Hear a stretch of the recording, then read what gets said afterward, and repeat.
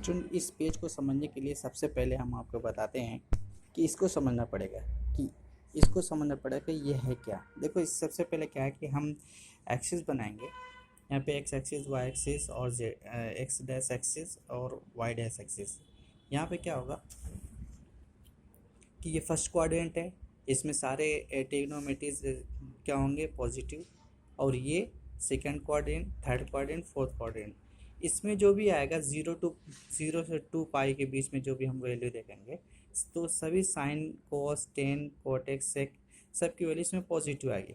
और इसमें सिर्फ साइन और कोस सेक पॉजिटिव होगा, और इसमें टेन और कॉट पॉजिटिव होगा, और फोर्थ क्वाड्रेंट में कोसेक और सेक कोस और सेक पॉजिटिव होगा। अब बात करेंगे जब हम 0 से पाई की तरफ चलते हैं तो यहाँ पे साइन की वैल्यू क्या होती है और कॉस की वैल्यू क्या होती है। तो यहाँ पे देखो जब कॉस 0 डिग्री लेते हैं इसकी वैल्यू 1 होती है, और जब कॉस पाई/2 की वैल्यू लेते हैं तो ये 0 हो जाता है। इसकी मतलब कि 0 से पाई/2 की तरफ बढ़ते हैं तो ये वैल्यू 1 से 0 के बीच में चलती है।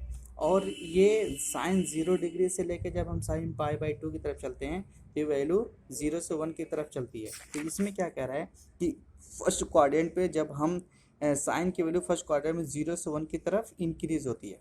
यहाँ पे देखो ये 0 से 1 की तरफ इंक्रीज हो रही है।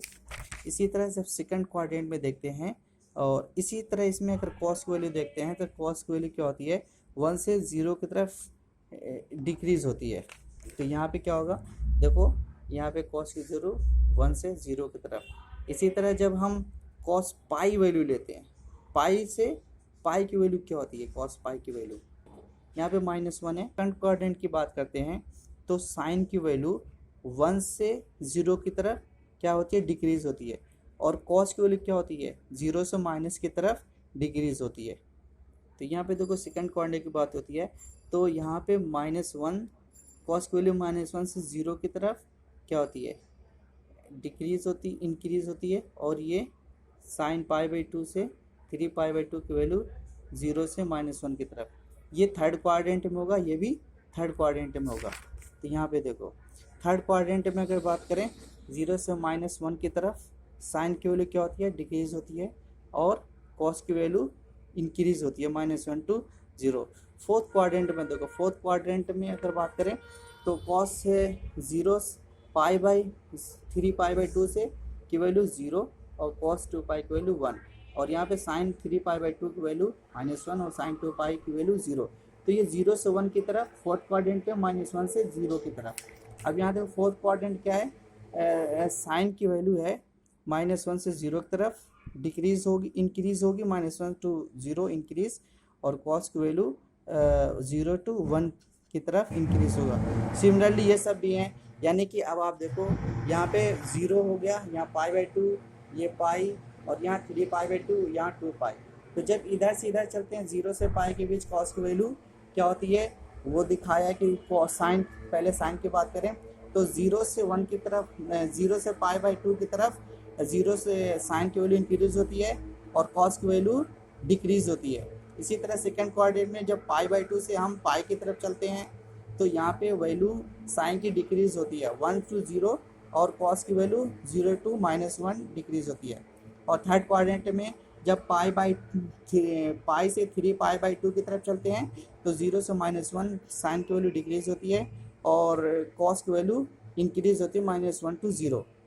और इसी तरह इंक्रीज होती है फोर्थ क्वाड्रेंट में जब 3 पाई/2 से 2 पाई की बात करते हैं तो -1 to 0। और ये साइन की इंक्रीज होती है -1 to 0 और कॉस की भी इंक्रीज होती है 0 to 1। ओके, और ये सारी चीज़ें हैं। फार्मूला है कि जब cos x 1/sin x है और डोमेन इसका y = cos x है इधर सेट, और यहाँ पे x belong to r and x does not equal to pi. ऐसा क्यों, अगर ये इक्वल कर दें तो 1/0 हो जाएगा, 1/0 इन्फिनिटी होगा, तो ये एग्जिस्ट नहीं होगा। इसलिए अगर यहाँ पे 1/sin है तो साइन की वैल्यू वैसे फॉर्म में देखेंगे, साइन की वैल्यू क्या है, यहाँ पे sin x = 0 x = n पाई है, यहाँ पे तो होगा तो 0, कोई दिक्कत नहीं है। लेकिन यहाँ पे हम डज नॉट इक्वल टू पाई लिखेंगे इसलिए कि ये इसके फिर उसमें डोमेन में शामिल हो जाएगा और रेंज इसकी क्या हो जाएगा, y क्योंकि हम जानते हैं साइन की वैल्यू क्या होती है, 1 से -1 के बीच में होती है। और फिर इसका रेंज क्या हो जाएगा, y such that y belongs to r, y greater than 1 और y less than equal to -1। Similarly the domain of the y equal to sec x, ठीक है। ये डज नॉट इक्वल टू क्यों, क्योंकि कॉस की value sec x equal to 1 cos x होता है। Cos x को जब एक्स की बात करते हो तो ये इक्वल होता है, लेकिन यहाँ पे 1/cos है। अगर ये इक्वल टू होगा तो ये एग्जिस्ट नहीं करेगी, इसलिए डज नॉट इक्वल टू। इसको छोड़कर बाकी सभी क्या हो जाएंगे, इसके डोमेन जाएंगे। और range is the set of, और इसका रेंज ये हो जाएगा। इसी तरह टैन की बात करें तो इसमें टैन में इजीली समझ लो कि डज नॉट इक्वल टू अब समझ में आ गया होगा। क्यों, क्योंकि टैन इक्वल टू 1/cot होता है। कॉट की वैल्यू ये रखने पे हमें जो नंबर्स आते हैं उसकी बात की जाती है। तो यहाँ पे डज नॉट इक्वल टू 0 होगा, और ये इसके डोमेन हो जाएगा। और रेंज इसका हो जाएगा सारे के सारे real number. Set range is the set of real number, ठीक है। और भी पढ़ो समझो, इसको हमने समझा दिया था। देखो we observe the first quadrant पर जब x is increase from 0 to pi तो साइन की वैल्यू क्या होगी, 0 to 1 की तरफ इंक्रीज होगी। और x इंक्रीज π/2 से पाई की तरफ तो साइन की वैल्यू डिक्रीज होगी फ्रॉम 1 to 0। इसी तरह थर्ड क्वाड्रेंट में अगर देखें तो x इंक्रीज करें π/2 तो साइन की वैल्यू डिक्रीज होगी 0 to -1। एंड इसी तरह क्या होगा, फोर्थ क्वाड्रेंट में साइन की x इंक्रीज फ्रॉम -1 to 0 और x इंक्रीज होगा फ्रॉम 3π/2 to 2π, ठीक है। इसे एक बार सेल्फ स्टडी करो, यहाँ से लेके ये कंप्लीट, ये और ये भी कंप्लीट करो स्टडी सेल्फ, और ये यहाँ तक बिल्कुल चीज़ें क्लियर हो जाएंगी आपको, ठीक है। यहाँ तक कर लो, ओके।